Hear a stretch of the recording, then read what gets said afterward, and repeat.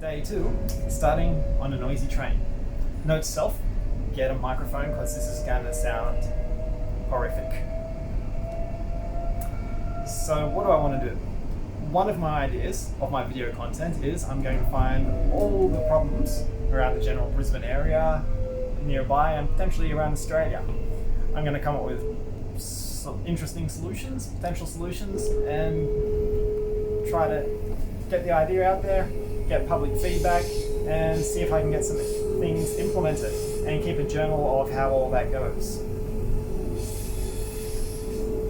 I basically want to have fun, make as much content as I can, and see what good I can do around the place at the same time.